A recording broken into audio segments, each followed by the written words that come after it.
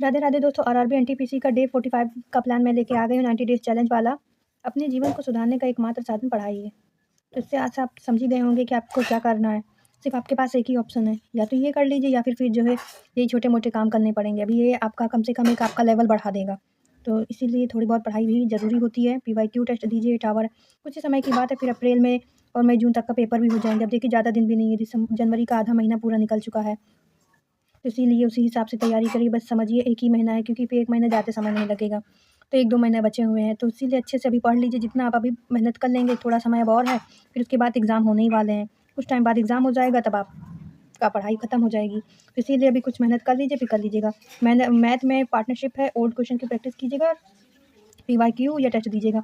Reasoning में आपका कथन, तर्कपूर्ण अवधारणा, अनुमान, कार्यवाही, ओल्ड क्वेश्चन की प्रैक्टिस करनी है और पीवाईक्यू लगाना है, टेस्ट देना है। जीएस में आपका दिया है रक्त परिचरण तंत्र, प्रतिरक्षा है और प्रेक्षय गति है, आर्कडीज का सिद्धांत है, और इकोनॉमिक्स में मैंने अंतर्राष्ट्रीय संगठन दे दिया है। ओल्ड लर्न करना है, जो भी इतना आपने पिछला पढ़ा है उसको याद करते हुए चलना, पीवाईक्यू टेस्ट लगाना है।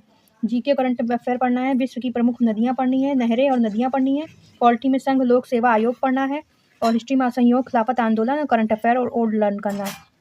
थोड़ा-थोड़ा समय है, देखिए डे 45 हो गया है, यही समय निकलता जा रहा है, प्रयास करते जाइए, थोड़ी-सी और मेहनत कर लीजिए, मन किसी का नहीं करता है, थोड़ा-सा और सोच लीजिए। देखिए डे 45 हो गया, खुद ही आप देखिए कितना ही दिन बचा है, फिर उसके बाद एग्ज़ाम होने में समय नहीं लगेगा। जितना ज़्यादा प्रैक्टिस बस करते जाएँगे, जितनी ज़्यादा आप प्रैक्टिस करेंगे, टाइम के अकॉर्डिंग करते जाइए। टाइपिंग भी अपनी प्रैक्टिस इसी बीच दौरान आप करते रहिए, क्योंकि ठंड है, तो हाथ किसी के चलते हैं, ठंडी में नहीं चलते हैं, धीरे-धीरे चलेंगे, इसलिए अभी जितना करेंगे आराम-आराम से करते रहिए।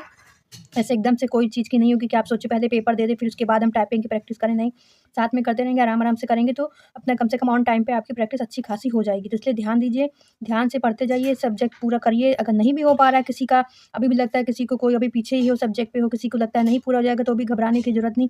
जितना पढ़िए उतना, कहते हैं ना कि अगर पार्टनरशिप जैसे फॉर एग्ज़ाम्पल पढ़ा है, तो इसमें कैसे भी क्वेश्चन घुमा के दे दें या कैसे भी पूछ ले, तो आपको वो सॉल्व कर देना है, कि कम से कम वो एक मेरा नंबर कहीं नहीं जाना है।